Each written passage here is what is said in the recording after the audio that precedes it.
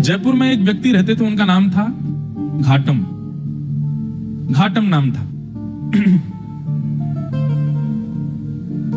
उनका पेशा था, उनके पूर्वजों से ही चला आ रहा था, वो सब चोरी करते थे। दादाजी, परदादा, परदादा, पूरे गांव का ही यही पेशा था, यही काम था, सब चोरी करते थे। घाटम जी भी चोरी करते थे। एक बार श्री घाटम जी कहीं जयपुर से आमेर जाते हैं, तो बीच में अभी जहां कथा थी इससे पहले वो वही स्थान है, आमेर और जयपुर के बीच में कनक घाटी, वहीं श्री घाटम दास जी रहते थे। उनका नाम बाद में घाटम दास हो गया, पर पहले उनका नाम घाटम था। तो घाटम जी चोरी करते थे। एक बार रात में बैठे थे चोरी करने के लिए, तो उस दिन कोई व्यक्ति तो मिला नहीं उनको मालदार, लेकिन झोला लिए हाथ में और जटाएं बांध करके कोई संत वहां से जा रहे थे। घाटम जी बेचारे 2 दिन से तो उनको कुछ चोरी हुई नहीं थी, फिर भी मन में विचार करने लगे, तो महात्मा है, इनकी क्या चोरी करूं मैं, कोई बात नहीं, चोरी नहीं करता हूं, प्रणाम कर लेता हूं जाके। और घाटम जी उनके मार्ग पर आ गए और अर्धरात्रि का समय, घनघोर अंधेरा, प्रणाम किया। महात्मा रुक गए, बोले अरे खुश रहो वत्स, क्या नाम है, नाम आदि पूछा, कहां रहते हो, स्थान बताया, क्या करते हो।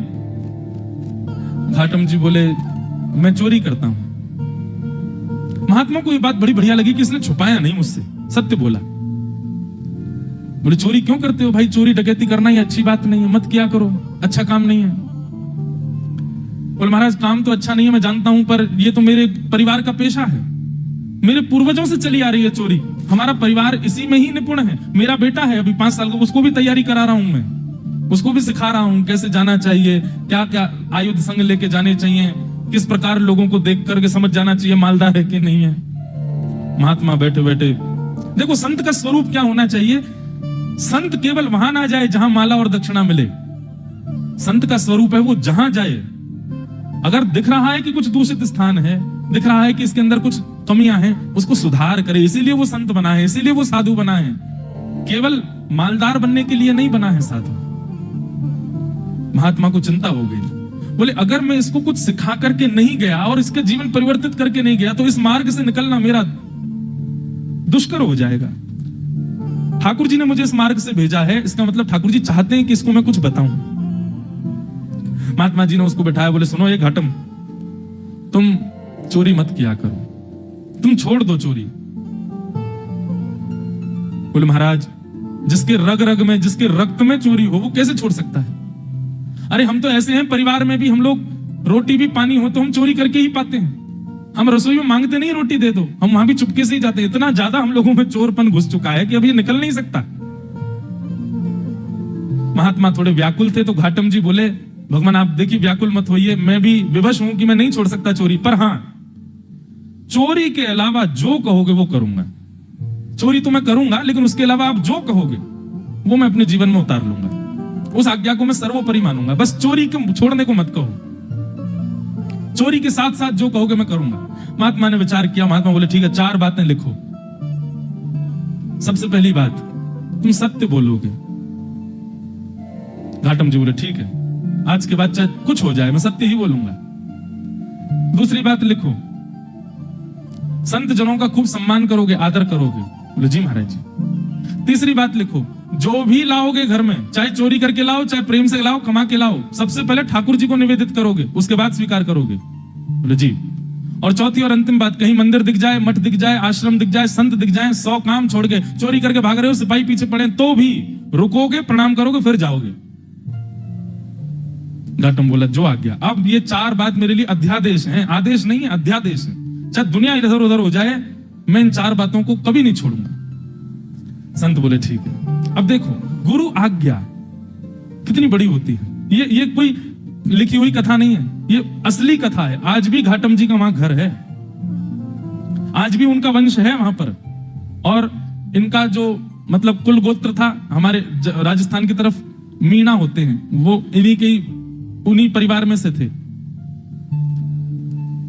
तो घाटम जी ने अपने गुरु की आज्ञा मान ली, बोले 4 बातें मुझे करनी है। एक बार कुछ संतों की टोली जा रही थी, घाटम जी ने देख लिया, दौड़ करके गए, चरणों में निवेदन किया, मेरे घर आ जाइए, प्रसाद पा लीजिए। संत बोले ठीक है, अब घर पहुंच गए। अब लेकिन घाटम जी के घर पे व्यवस्था कुछ नहीं थी भोजन की। पत्नी से कहा 5 मूर्ति आई हैं, भोजन बनाओ। बोले 5, हम 2 के लिए तो भोजन नहीं है, 5 को कैसे पवाऊं मैं? घाटम जी बोले गुरु आज्ञा निरर्थक हो जाएगी, मुझे कैसे भी इनको 5 को प्रसाद तो पवाना है। घाटम जी ने देखा कि पड़ोस में एक कोई व्यक्ति रहता, उसके पास में उसके गेहूं अनाज आदि का भंडार है, थोड़ा चोरी करके ले आता हूं, उससे बना के इनको पवा देंगे, गुरु आज्ञा पूरी हो जाएगी।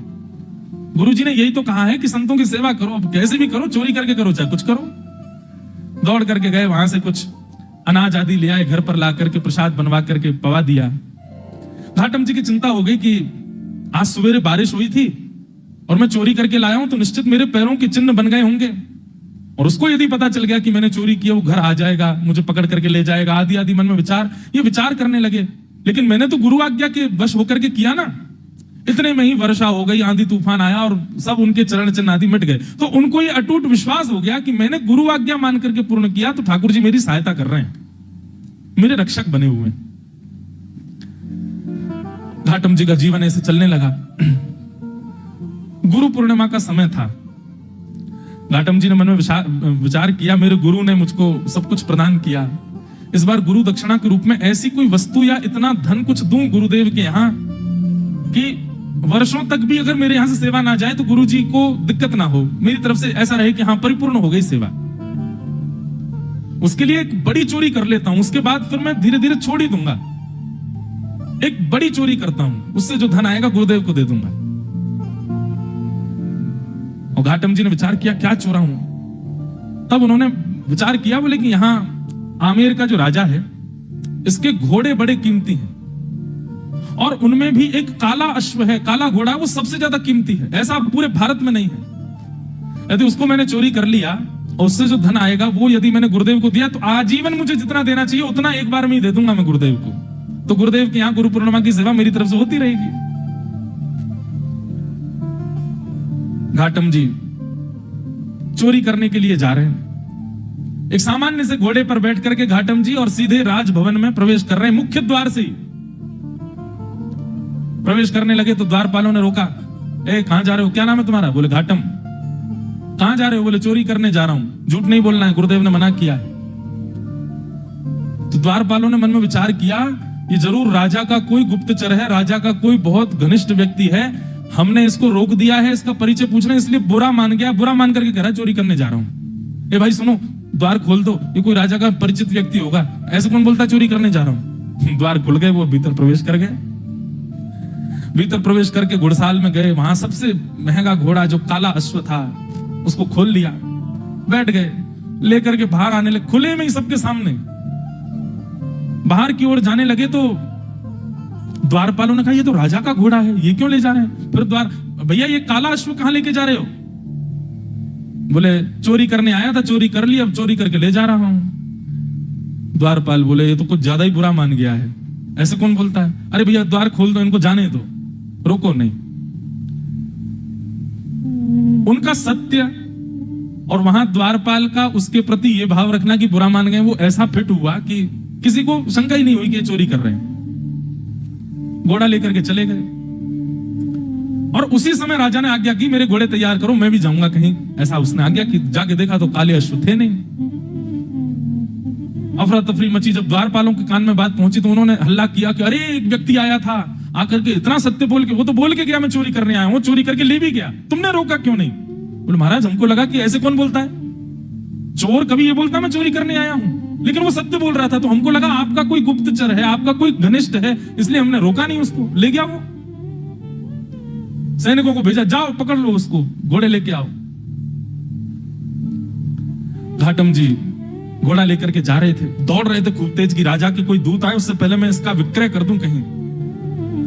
लेकिन तभी उसी मार्ग पर ही एक मंदिर पड़ा राम जी का, और वहां संभवतः उसी समय आरती चल रही थी।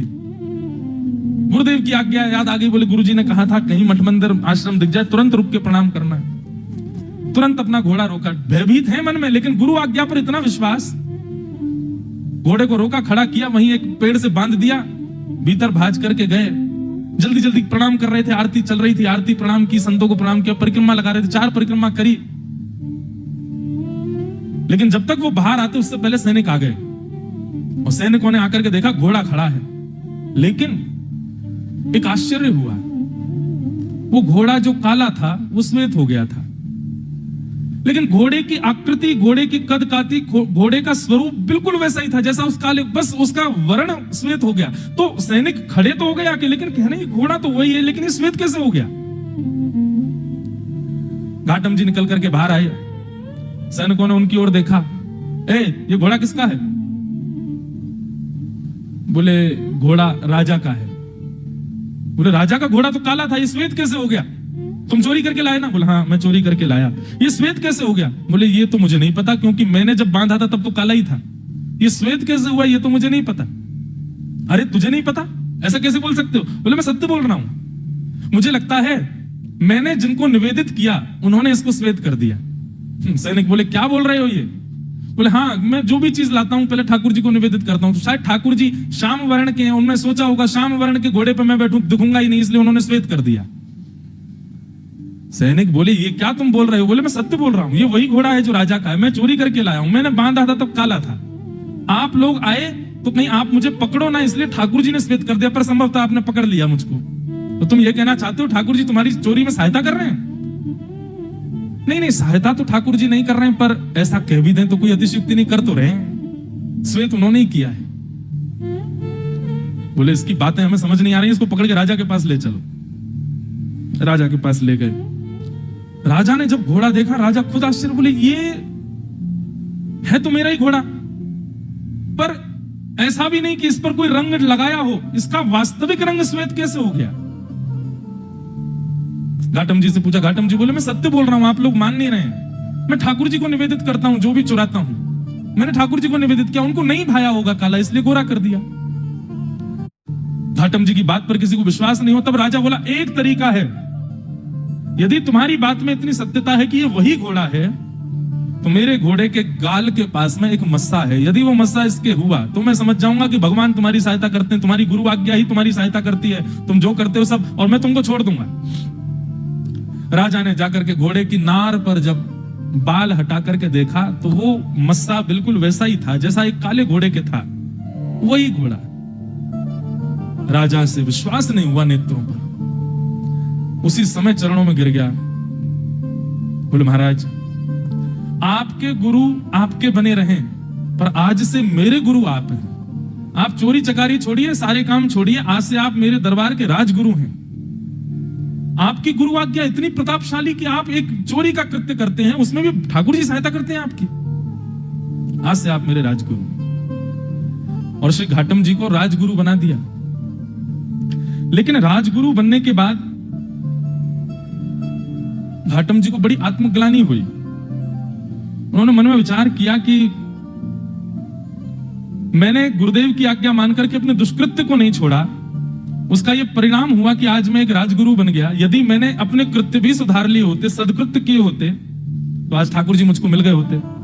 तो घाटम जी ने अपनी राज पदवी का त्याग कर दिया, और राज पदवी त्याग करने के बाद वो सामान्यतया एक सामान्य व्यक्ति की तरह अपना जीवन जीने लगे, गुरु आज्ञा पालन करके। और श्री घाटम दास जी,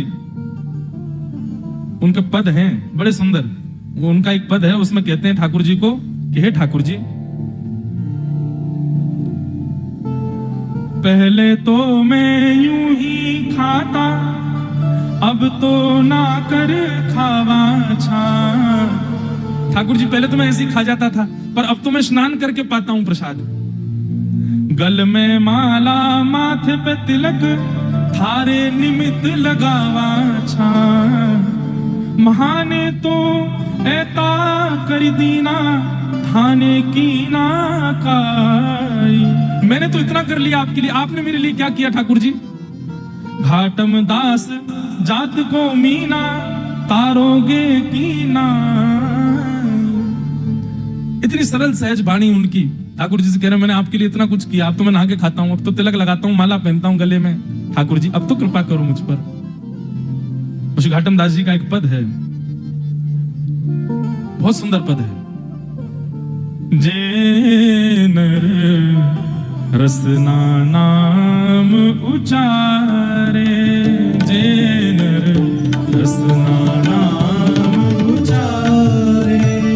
आप लोग व्याख्यान बीच बीच में जहां मुझे जरूरी लगेगा मैं करूंगा, लेकिन समझते रहिएगा। घाटम दास जी कह रहे हैं जो व्यक्ति अपनी रसना से भगवान नाम उच्चारण करता है उसके साथ क्या क्या होता है, श्री घाटम दास जी वर्णन कर रहे हैं। जे नर रसना नाम उचारे, जे नर रसना नाम उचारे, जे नर रसना नाम उचारे, जे नर रसना नाम उचारे, काम क्रोध मद लोभ तजे, काम क्रोध मद लोभ। घाटम दास राम को परिचय, तीनों लोक उधारे। जब आप राम बोलते हैं, मस्तिष्क पर भगवत चरणार बिंदों का तिलक लगाते हैं, भेष भी भगवत भेष धारण करते हैं, तो निश्चित रूप से आप राम के हैं, ये परिचय आपका हो जाता है। सबका अपना एक परिचय है, पर वैष्णव का परिचय दूर से देखने मात्र से पता चल जाता है ठाकुर जी का है। इसीलिए मैं कहता हूं कि भेष बहुत आवश्यक है।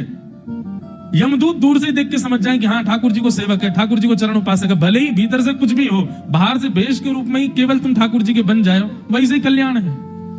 घाटम दास जी कह रहे हैं राम जी का परिचय, जिस प्रकार कहीं पुलिस वाले बैरिकेडिंग लगा दे या कहीं वीवीआईपी लोग नहीं जाने देते भीतर, तो वहां आप अपना परिचय बताते हो कि हमारा उससे परिचय है, वहां के एमएलए हमारे चाचा हैं, वहां के वो मुख्यमंत्री हमारे फूफा जी हैं, ये है वो है, ऐसे परिचय देकर के भीतर चले जाते हो। घाटम दास जी कह रहे हैं तीनों लोग सब जगह पहरेदारी है। पाप करने वाला नरक जाएगा, पुण्य करने वाला स्वर्ग जाएगा और भक्ति करने वाला वैकुंठ जाएगा। इनके अतिरिक्त व्यक्ति यहां कोई नहीं आ सकता। परंतु घाटम दास जी कहते हैं जिसका राम जी से परिचय है, जो राम जी का है ऐसा जिसका परिचय है, तीनों लोक उद्धार है। उसको तीनों लोक में कहीं भी रुकावट नहीं हो सकती, वो तीनों लोकों से उबर जाता है। जे नर रसना नाम उचारे। ऐसे घाटम दास जी फिर कालांतर में उनको आगे चल करके ठाकुर जी का प्रत्यक्ष साक्षात्कार दर्शन हुआ और दर्शन के पश्चात वे भगवत धाम को प्रस्थान कर गए। तो एक सदगुरु की कृपा, उसकी सामान्य वाणी। अरे राह चलते हुए एक संत ने 4 बातें बता दी एक चोर को, और उस मार्ग पर चल करके वो चोर एक दिन ठाकुर जी के प्रत्यक्ष दर्शन कर लेता। हम चोर तो नहीं है, हम डाकू तो नहीं है, हम डकैत तो नहीं है, हम इतने नीच तो नहीं है, हम तो सामान्य मानव हैं, शुद्ध रोटी खाते हैं, शुद्ध जल पीते हैं, शुद्धता से रहते हैं, सब काम ठीक करते हैं। हम में इतने अवगुण नहीं है। हम गुरु आज्ञा को यदि मान लें तो हमारी स्थिति क्या होगी।